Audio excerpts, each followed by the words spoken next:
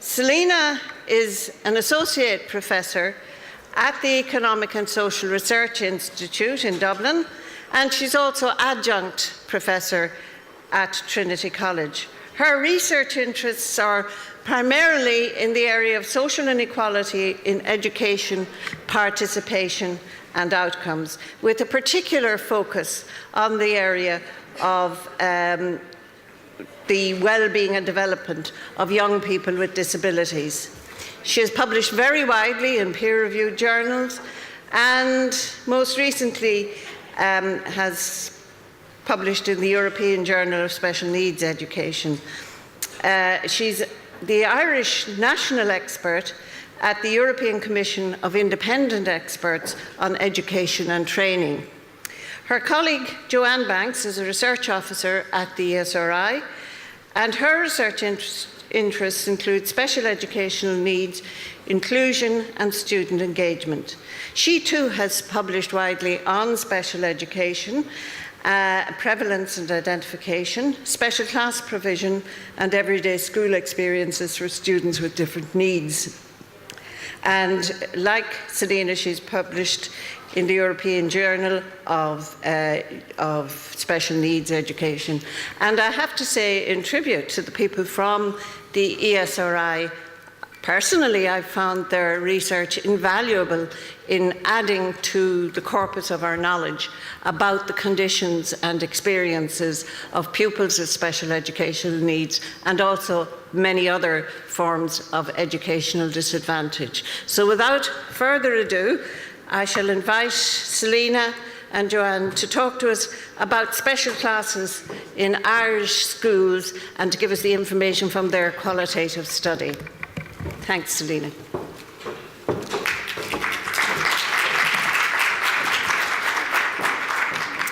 Thanks, Sheila. Just to quickly start with, just to acknowledge the full research team that were involved in this full longitudinal study. Michael Shevlin from Trinity College, I'm sure you're all well familiar with Michael's work. He's there somewhere. Where are you, Michael? Down the back. And Fiona Smith, also from Trinity College. Myself and Joanne from the ESRI, and our colleagues, Gillian Kingston, Denise Frawley, and Dorothy Watson, also participated in the study at various points. So just briefly to give a little bit of context on the study, special classes have been part of the Irish educational system now for over 40 years. But over the last decade or so, their numbers have grown really very dramatically, particularly classes for children with autism. And it's now estimated that there are over 1,000 special classes operating across the primary and post-primary sectors.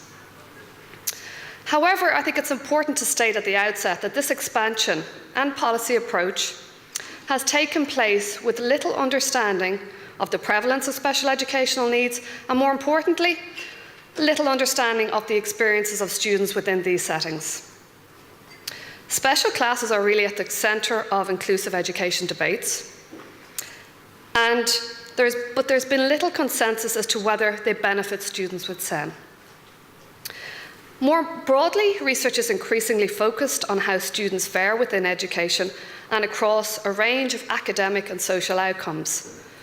But there has been much less attention placed on students within special class settings, and there is a clear and acknowledged evidence gap around this form of provision. So in this context, this study sought to examine the role and operation of special classes in mainstream primary and post-primary Irish schools. Now, just very briefly, the study took a mixed method design, starting with a national survey of all mainstream primary and post-primary schools, the results of which were published in May 2014, Understanding Special Class Provision in Ireland. Now, this first phase of the study provided important baseline information on a range of issues such as principal awareness about setting up special classes, the numbers of class provided, their distribution across the school sector, the ways in which classes were established either through sanction or not, the designation of classes, the needs of students within these settings, and crucially, teaching and learning practices within these classes, things like the teachers allocated to these settings and the curriculum provided. It had also provided really valuable insight into the nature of the allocation process for students, the progression of students to and from these settings, the permanence of the placement, and the extent of integration with other student groups across the mainstream schools. If I can just highlight a couple of key findings from this first report. The results showed wide variation in the understanding of special classes among school principals particularly, and diverse attitudes towards inclusive versus segregated settings. Overall, the research showed a high level of rigidity in the nature of provision for students with special needs. Special classes were operated in a very rigid way. Placement in such settings was typically a very permanent arrangement, and there was little evidence of a flexibly resourced mainstream system. The results also showed that special classes played very different roles at primary and post-primary levels. They played a more focused and specialised role in primary schools, the majority being designated for students with ASD, and they were more highly specialised in terms of the types of need and the range of needs and ages of students within the classes. Whereas at post-primary level, they served a much more broader function. They catered for much more diverse groups of students, including many students without diagnosed special educational needs. Now, the second phase of this longitudinal study, a qualitative study, was published just a couple of months ago, Special Classes in Irish Schools, Phase 2, a qualitative study. And this is the focus of the presentation today. So this second phase consisted of a more focused longitudinal study of 12 case study schools with special classes, with researchers tracking the experiences among a cohort of students within these classes. A total of 6 primary case study schools were visited at 2 time points, with students in 3rd class typically on the first visit, and then at the end of 4th class on the second. And 6 post-primary schools also visited at 2 time points over a 2-year period, 1st year and 3rd year in this case. Now, the schools, crucially, were selected from the Phase 1 survey data using a theoretical sampling procedure to reflect a range of key dimensions, including school type, size, disadvantaged status, and the designation of the class. The classes also varied in terms of the level and nature of integration of students into mainstream classes and activities in the school.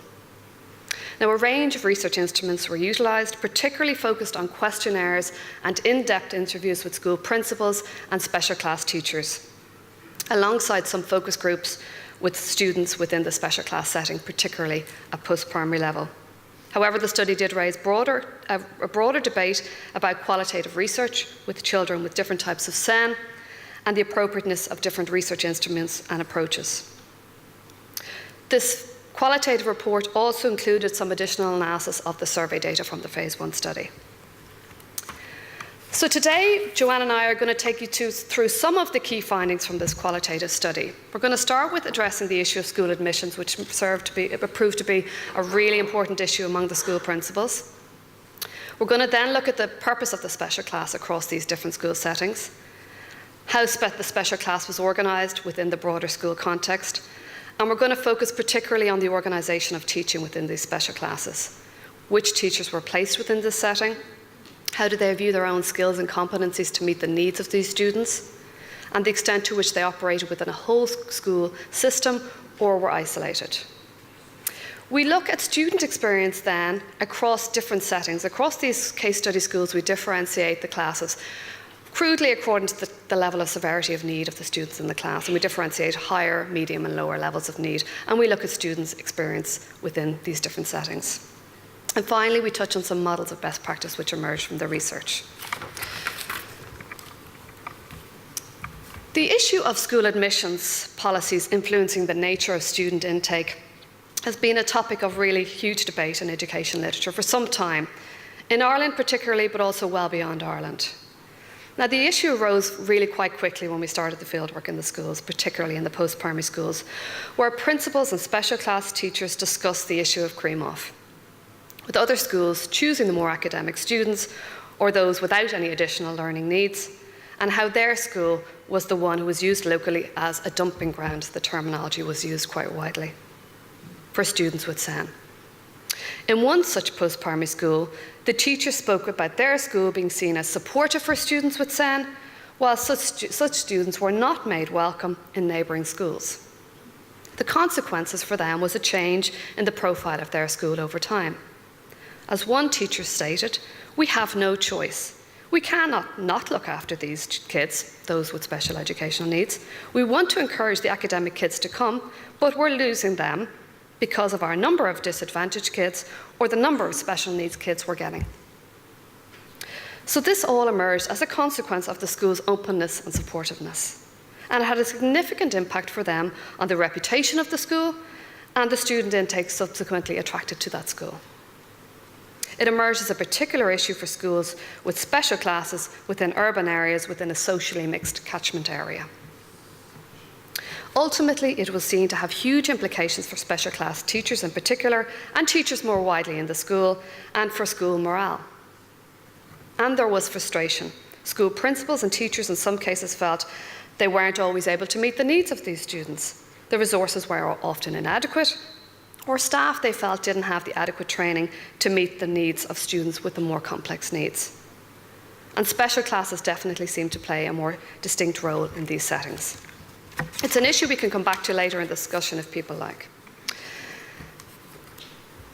In terms of the purpose of special classes, the findings really highlight the role of school leadership in shaping the role and purpose of special classes across different school settings. And there really did seem to be some important variation in terms of the purpose of the special class, particularly according to the severity of needs of the students. And in many ways, these findings highlight the different interpretations of inclusion and the role of the special class within the broader school context.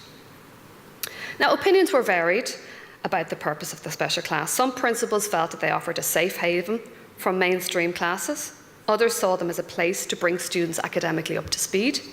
And others felt that the class offered a space to build self-esteem and work on students' social skills.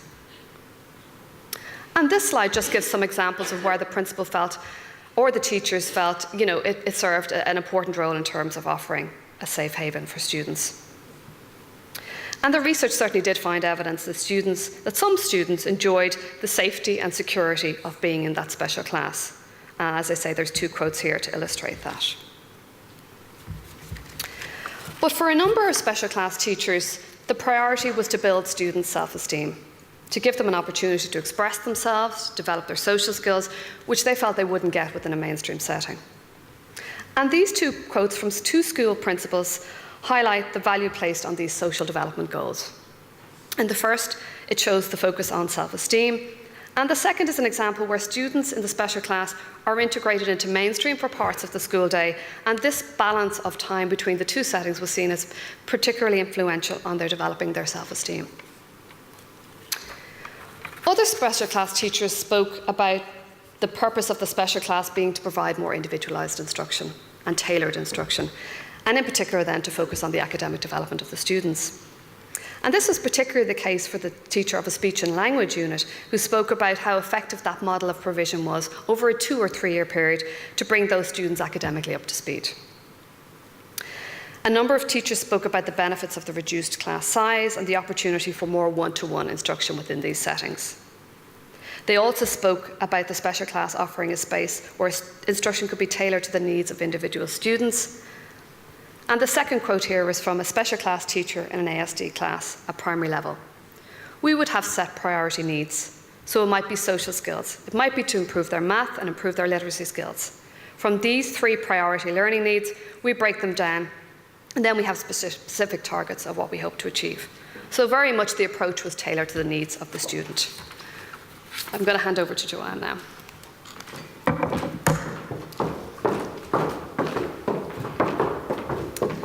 Thanks, Selina. I'll just pick up where Selina left off, and it's really to highlight the variations in the types of provision that we found within the qualitative study in particular. We identified that the schools varied quite a lot in how they integrated the students with the rest of the school. And we found that some schools had quite a structured system of running their special class, where they would have permanent settings for children, but just for part of the day, typically the morning. And this was generally found in the mild general learning special classes at primary level.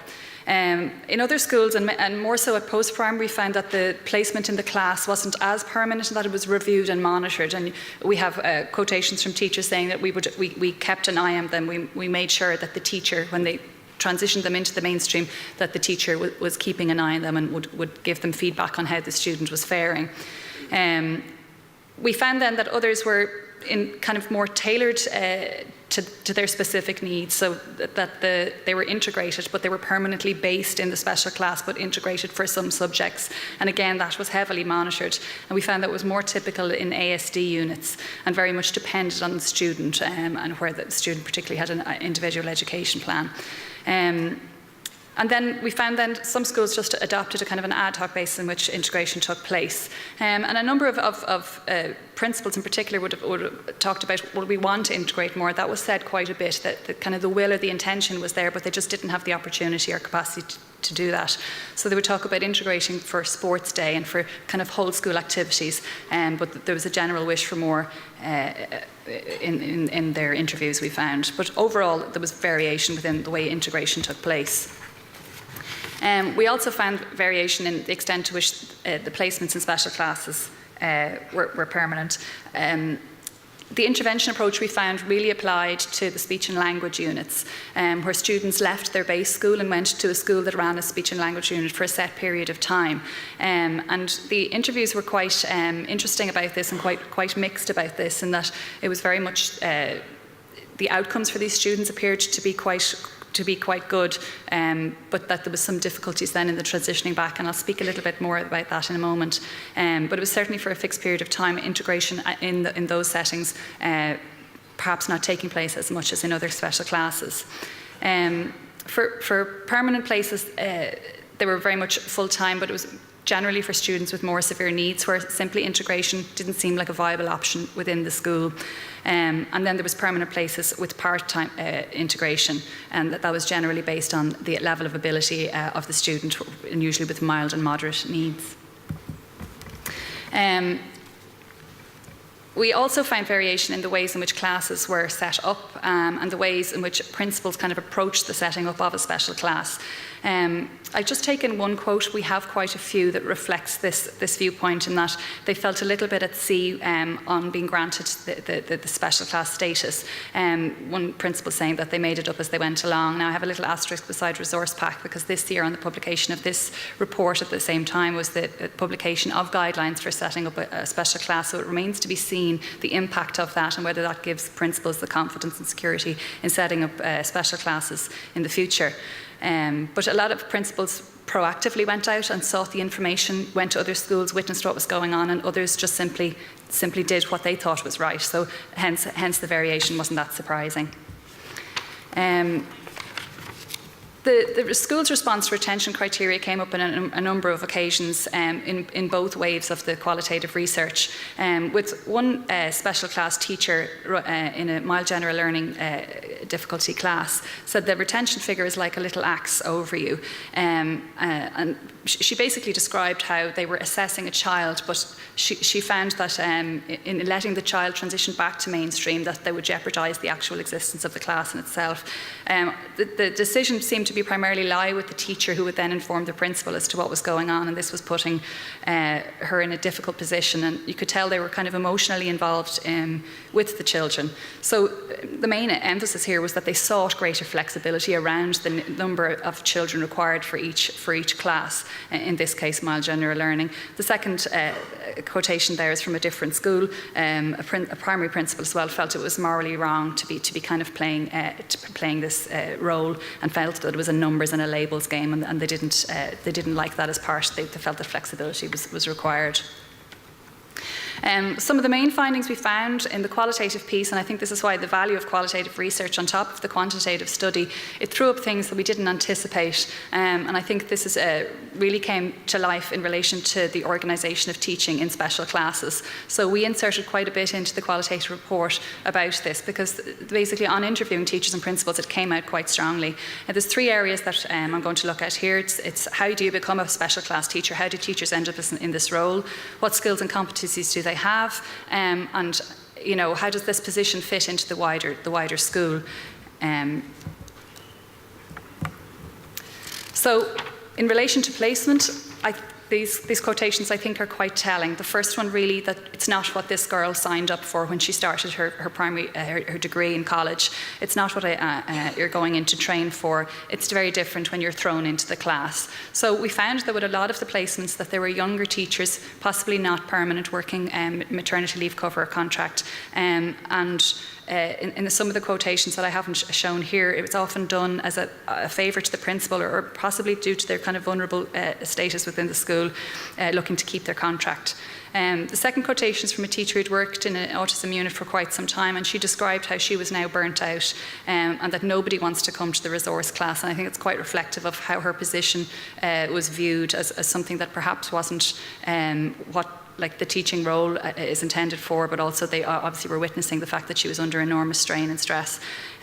This quotation makes me a little bit uncomfortable. The principal went round all the classes to ask would they like to go into that class, and they said no. I respect that. I'm not going to force any of them to. So you can see there's kind of a staff dynamic here as to who's going to take the special class.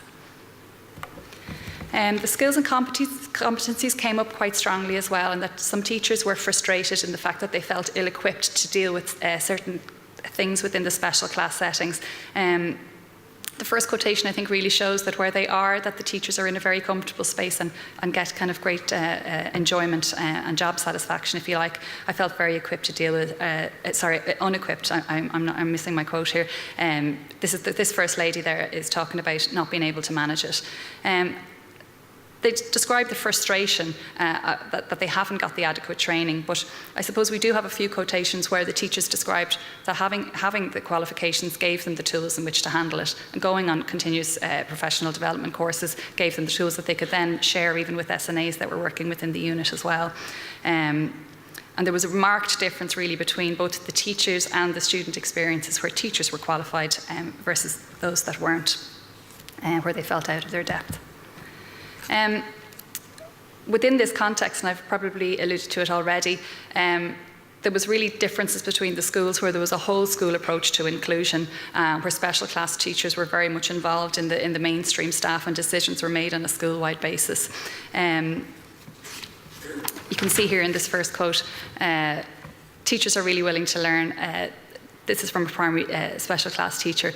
Look, what do you think I should do, and vice versa. You can see it's teachers working together, having monthly staff meetings and using their Croke Park hours in order to kind of create this, whether it be inclusion into the mainstream or reverse integration or whatever it might be. But where schools where the principal was on board with this, the schools seemed to run very well, and the teachers really thrived on that. And there didn't seem to be any kind of a two-tier system between the mainstream staff teachers and the special class teacher. In other schools, unfortunately, we found that there was no buy-in from the staff, and the teachers wouldn't necessarily cooperate where the teacher wanted to kind of put the student from the special class in for certain hours in the timetable. She says they create barriers. You can't respond to the needs of students if you're fixated on following the path of a timetable. In order to kind of analyse the results, and we had quite a lot of qualitative data from carrying out all of these interviews, and we needed some way in which to structure them and analyse the results. So we grouped the kind of types of special classes into kind of levels of need was the best way we felt to do this.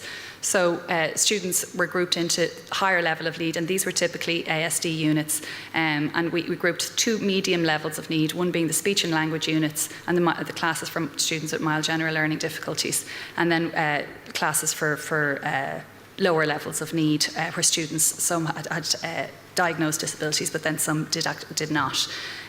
We really found that there's no one model of special classes, and I suppose when we started off this project many years ago, that was the terminology being used, but the report really finds that there's no one model, and the term model, special class model, can't really be applied. If I was just to briefly go through the classes and the experiences of students in these higher levels of need classes, or ASD units, we found the characteristics of them was that students consistently had assessed placements, that the students were in these settings on a permanent basis with very little integration, again depending on the kind of whole school approach to inclusion. The student experience really, it depended on the principal or the person running the resource centre. Where the principal was supportive, proactive and knowledgeable. And I suppose what we found was when they were willing to break rules in order for inclusion to be facilitated, they were positive settings and run quite well.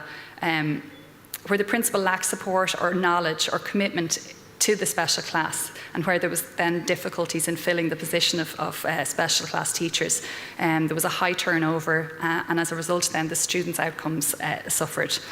We found in the ASD units that there was a strong parental role and high levels of communication with the special class teacher and parents, often on a daily basis, and we didn't find a stigma associated to being placed in the special class, in the unit.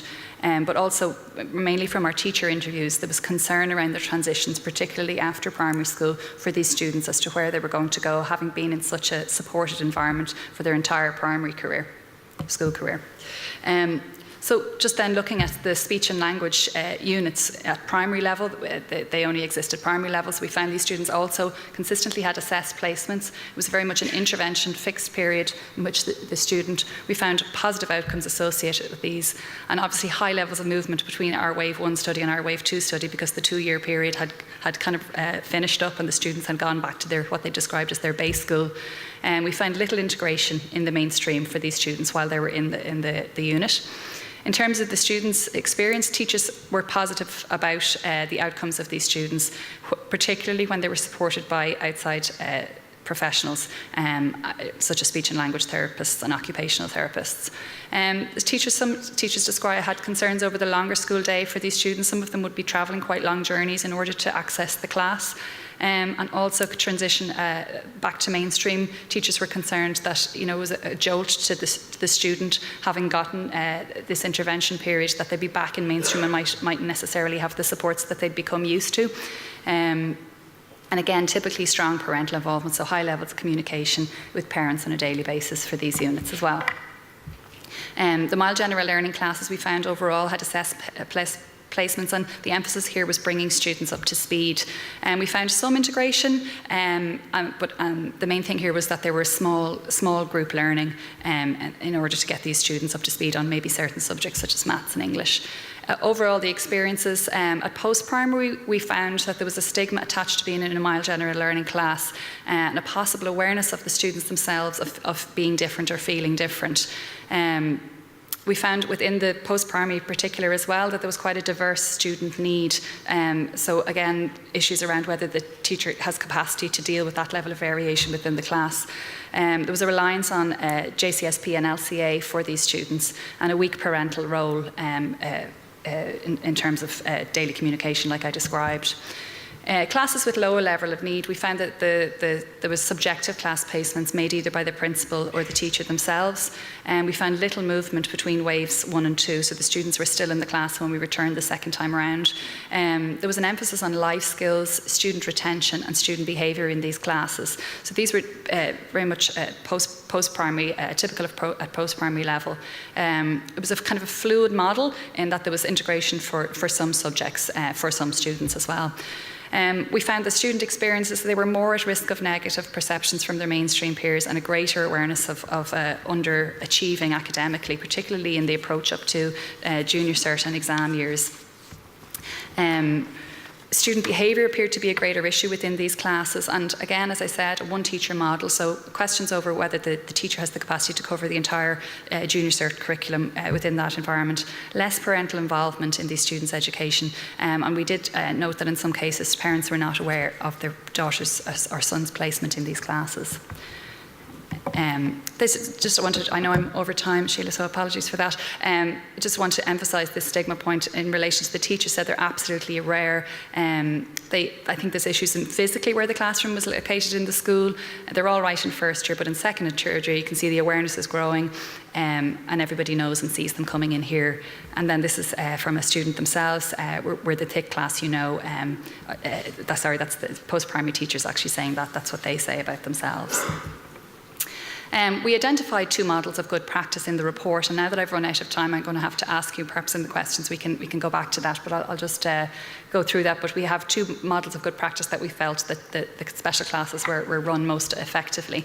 If I could just summarise the findings, as Selena described, the issues around school admissions and school reputation, cream-off and social class. The purpose of the special class seems to vary by school and the level of needs of students, a lack of knowledge in setting up the class and frustration at retaining numbers. There's issues around teacher placement in the special class and the level of expertise and capacity of teachers. And then again, we highlighted then that there's kind of groupings of special classes according to the level of need within that class. And if it's okay, if I could just take one more minute, Sheila, apologies for that. What we found really was that across all settings that the principal really plays a central role in whether the special class works effectively or not, particularly in the way teacher placement is handled and how teacher expertise is used and the extent to which teachers are allowed to participate in perhaps continual professional development. As I said, the formal guidelines are available, so it remains to be seen how the impact that they have on this process.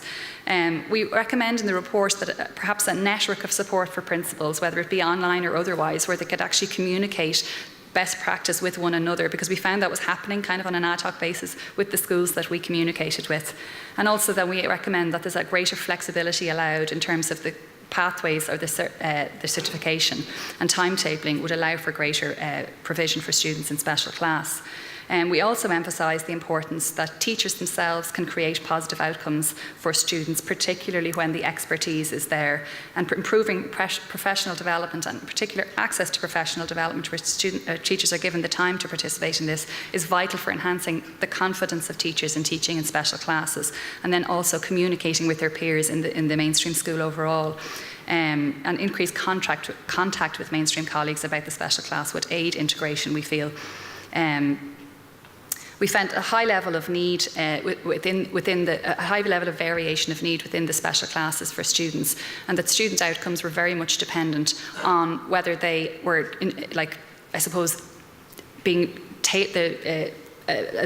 instruction was being tailored appropriately. And again, that stems back to the level of teacher capacity and the level of kind of whole school inclusive approach operating within that school. I'm really conscious of time, so I'm going to stop there, and perhaps we could have a few minutes for questions. Thanks for that.